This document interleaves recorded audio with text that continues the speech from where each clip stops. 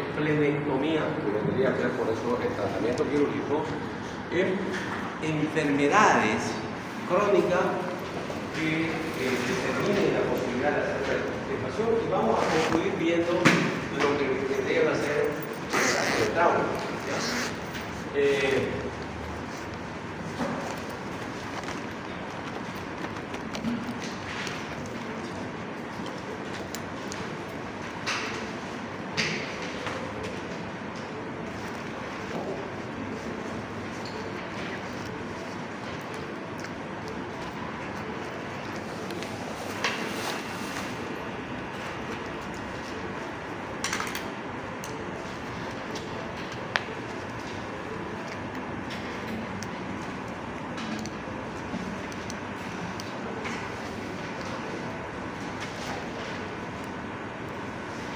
Entonces decía que hay dos posibilidades. A ver, ¿qué es el vaso?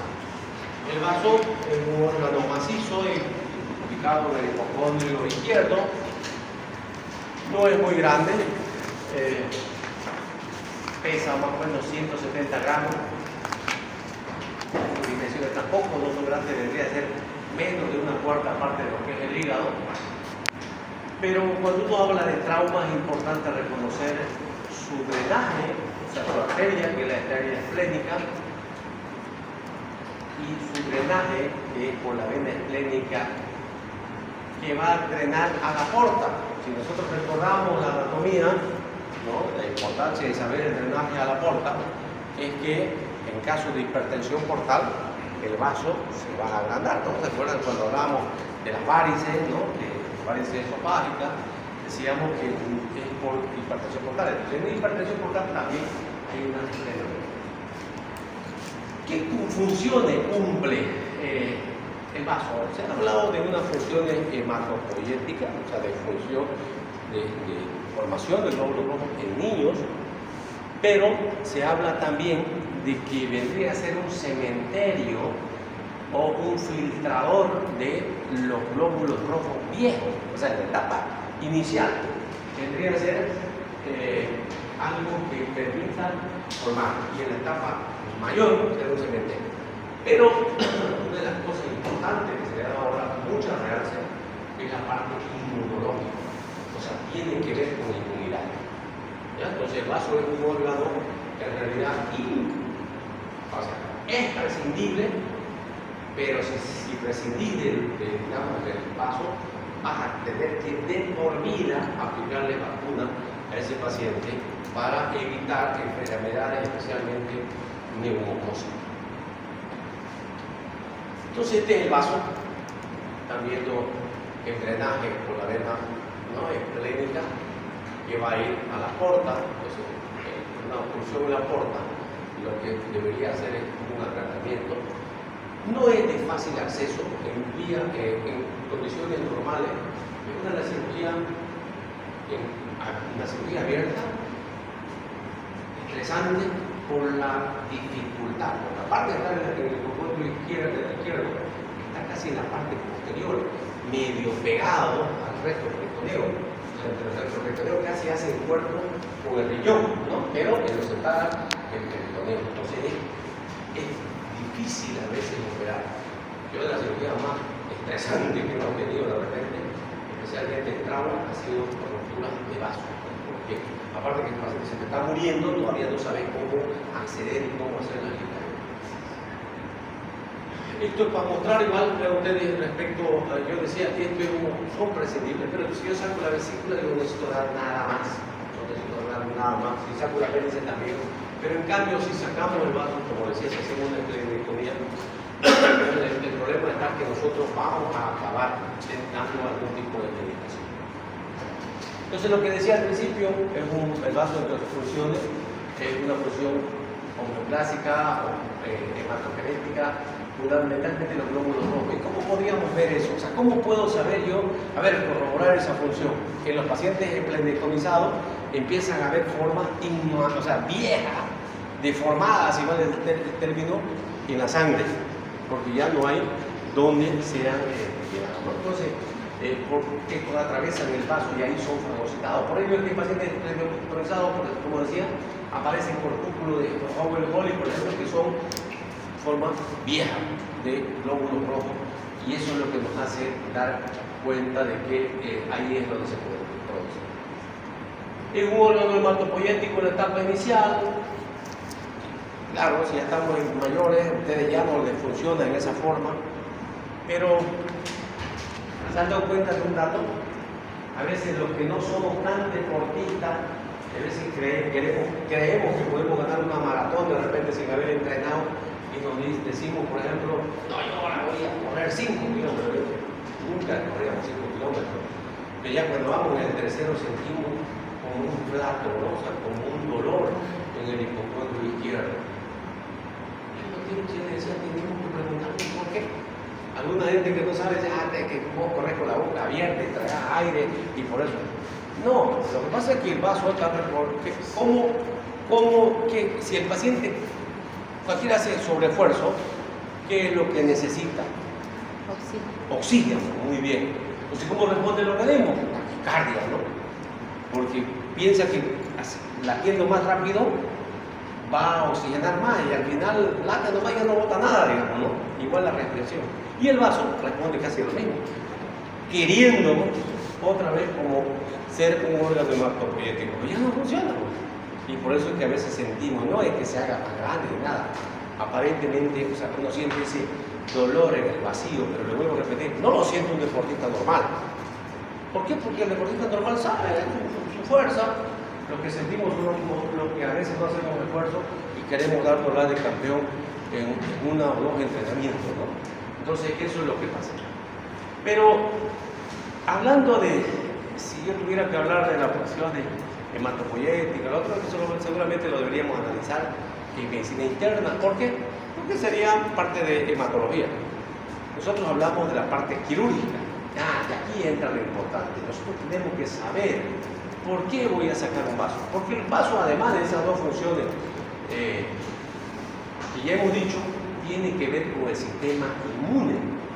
Por lo tanto, nosotros si no tenemos vaso vamos a estar expuestos a bacterias, estreptococo, neumonía, neisseria, hemófilo. O sea, miren lo que nos había sabido proteger el vaso.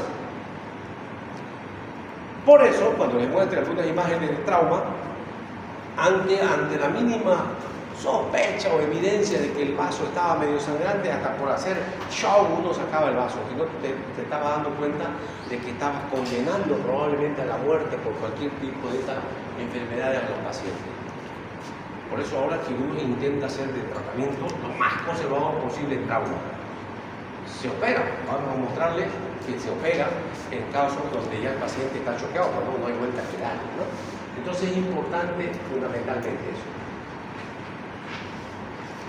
En caso de un paciente que tenga anemia hemolítica o trombocitopénica, por ejemplo, el hematólogo va a tener que hacer tratamiento inmunológico para evitar ir a la esclerectomía. Pero hay pacientes, yo tuve una estudiante, que yo la conocí cuando ella estaba en segundo año, yo estaba trabajando en el seguro universitario y ella era sapinga, pero sapinga, ¿no? Hacía anemia hemolítica. Y cada vez transfusión, o sea, definitivamente el hematólogo le dice, tendría como 18 años, ahora es médico, y le dice, hay que sacarle el vaso, de eso también vamos a hablar.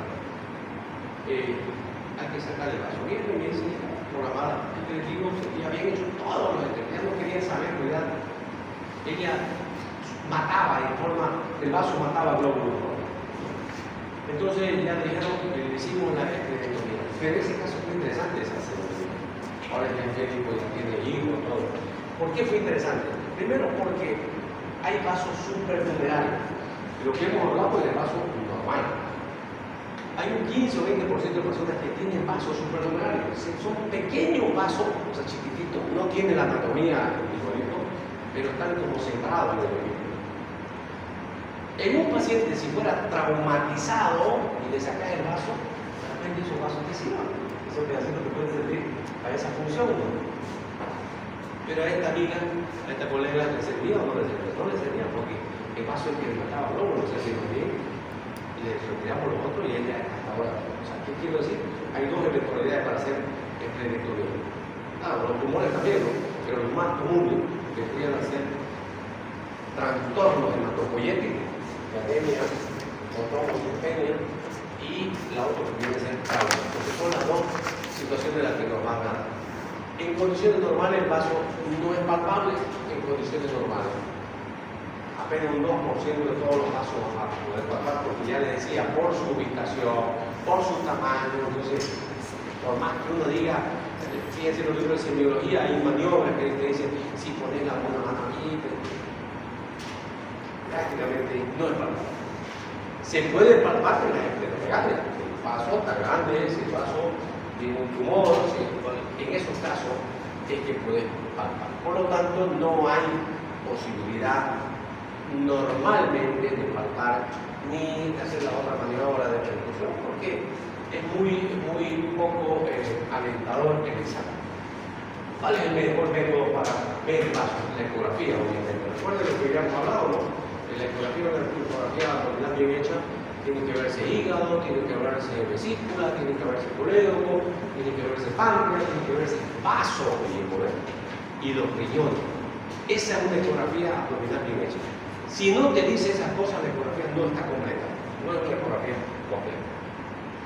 Ni que se diga pues de la tomografía ya hemos dicho que tiene mayor capacidad de resolución, y si fuera con contraste 10 veces mejor todavía para poder. En esos casos, el vaso, podéis ver en el vaso hasta pequeñas malformaciones pequeñitas o tumores más pequeños que pudieran. En una esplenomegalia, o sea, el agrandamiento del vaso, ¿qué síntomas va a dar? El intestino, la serosa, el peritoneo visceral, no tiene inervación.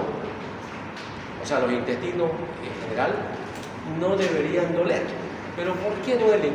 Cuando se distienden. Cuando hay gases. ¿Quién de nosotros cuando está con gases siente? ¡Ay, che, me duele! ¿No? Yo lo siento, y es que gases, porque están distendidos. Las vísceras macizas, el hígado, el vaso, igual, no tienen en su peritoneo, esa parte externa de su cápsula, no tienen inervación. Pero cuando hay distensión, duele. La hepatomegalia, por ejemplo, el paciente que tiene insuficiencia cardíaca, ¿ya? Cuando hay insuficiencia cardíaca, el corazón se agranda, no late bien, hay derrames pleurales, ¿no? O congestiones pulmonares, y hay hepatomegalia. Y el paciente muchas veces viene y te dice un dolor. O sea, el de la insuficiencia cardíaca a veces viene y te dice que tiene dolor. Si vos no sos buen clínico, no le has mirado su edema, no estás viendo que tiene incuritación, que tiene cansancio fácil, pues solamente sos de lo que te guías en estudio y le pedís una ecografía y ves un cálculo, vas a decir que eso es lo que es un causa del dolor. Lo vas a matar al paciente. Porque no le está doliendo la colelitiasis, hemos dicho que no duele. No duele la colelitiasis. En el caso de la esplenomegalia, igual, el vaso sí duele, pero es por la distensión, ¿no? No causa síntomas propios, pero obviamente el dolor es importante. Y al aumentar de tamaño, si nos acordábamos de la foto inicial donde estaba el vaso, estamos viendo que delante del vaso obviamente está el ángulo esplénico del colon, entonces está el intestino delgado, entonces está ahí también la curvatura del estómago. Entonces si el vaso crece, comprime o empuja a los intestinos y podría dar síntomas dispépticos. Pero no son específicos, porque yo puedo tener dispepsia, pero de repente le voy a echar la culpa a que comí mal. No voy a creer que sea algo bueno. Entonces, eso es lo que importa. El lugar hace que entonces simule, ¿no? Y muchas veces este dolor puede irse hasta el hombro izquierdo, o sea, casi como cuando teníamos cólicos biliares. Entonces, no hay un síntoma propio, hay dolor. Anatomía topográfica. Si me duele el hipocondrio derecho, voy a empezar en una patología hepática, vesícula, colon de repente, ¿no? Si me duele el hipocondrio izquierdo, voy a empezar de repente en patología del vaso, la cola del páncreas, riñones, o sea, anatomía topográfica. Por topografía nos empezamos a mirar el riñón. Si estuviera con esplenomegalia y estuviera con problemas, trastornos, fuera un problema hematológico, obviamente al hacer el examen de sangre vamos a ver que puede haber anemia, porque ya le estamos diciendo si su función es una de esas, puede empezar a destruir glóbulos rojos, puede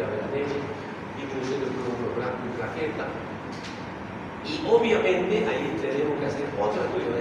Esto es casi para hablar, digamos, de lo que hace el clínico, no nosotros, ¿no? El clínico seguramente va a hacer estudio de médula ósea para descartar, por ejemplo, leucemia, linfoma.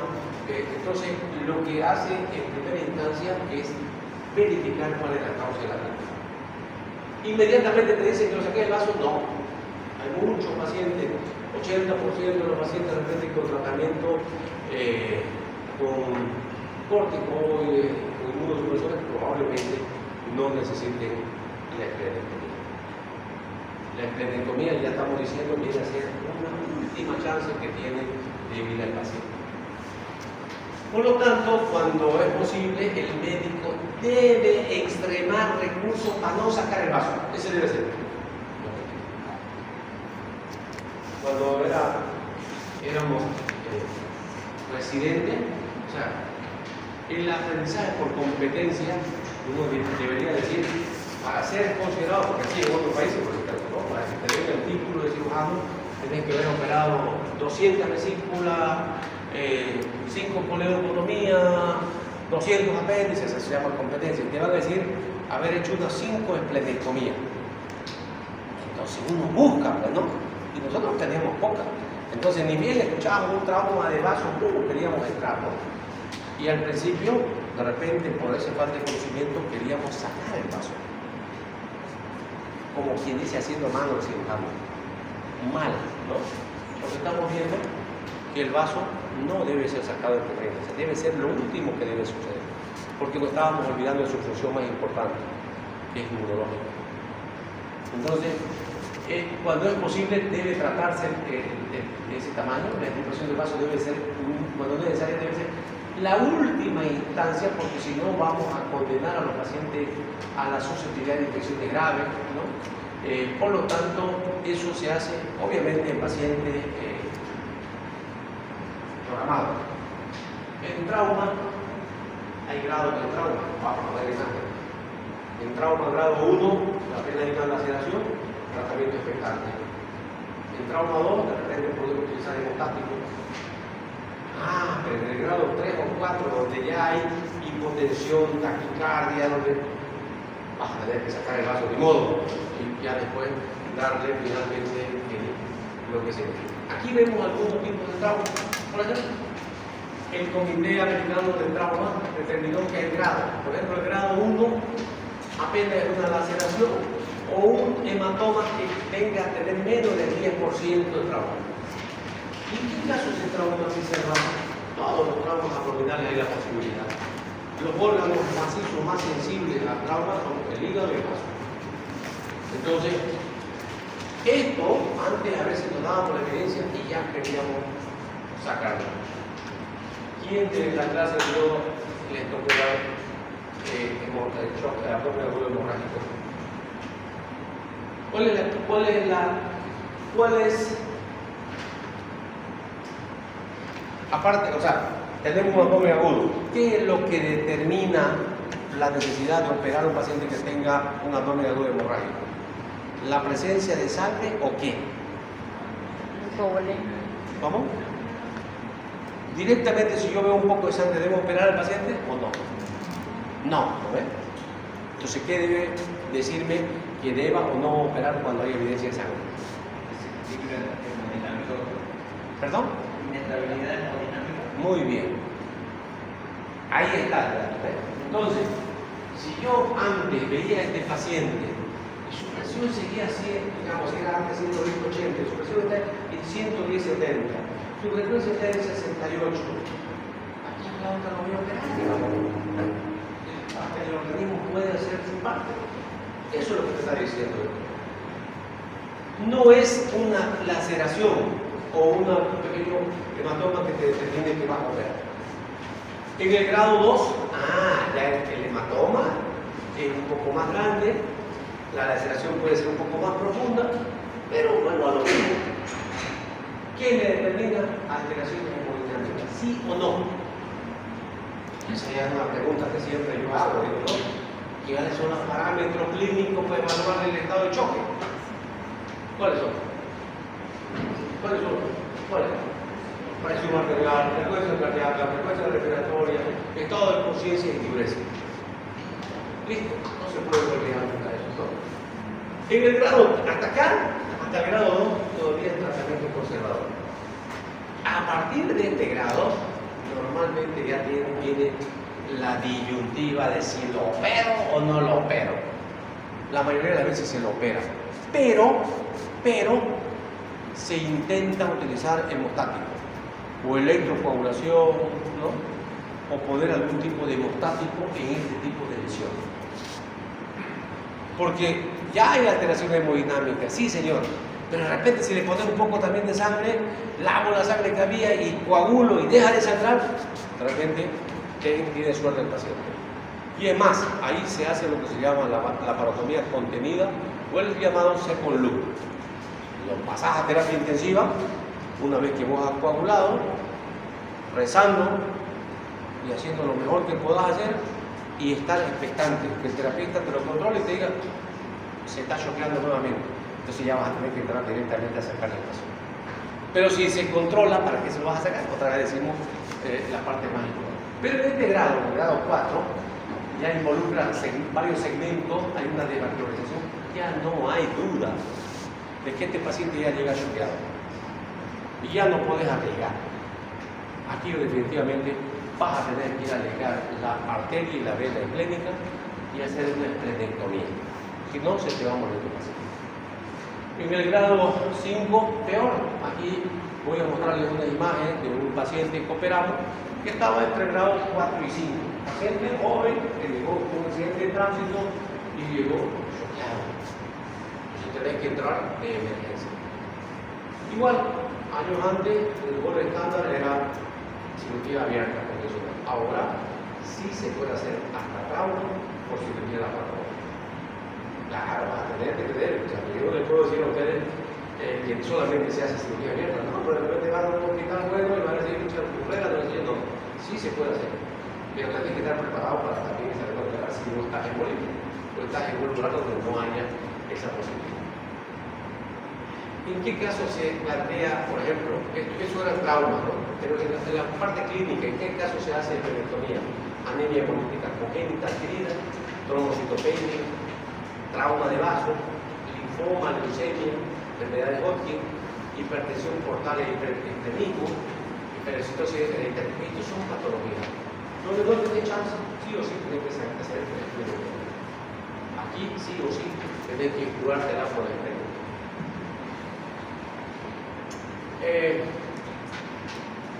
Hablando de tumores de vaso, hay benigno, maligno.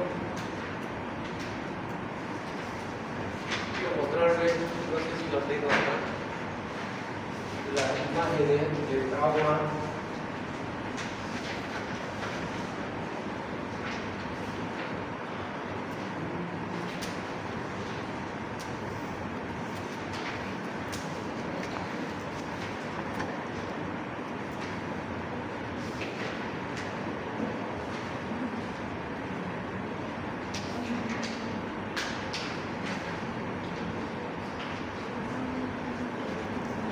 Ya les decía, en cirugía abierta, o sea, si fuera una cirugía programada de esplenectomía, como nosotros hablábamos de una subcostal derecha para la colecistectomía, uno habla de una subcostal izquierda para hacer una esplenectomía, si fuera programada. Pero en cirugía de emergencia no nos queda porque cuando es emergencia significa que hay sangre, entonces si yo entro por acá no podría limpiar el sangre de acá.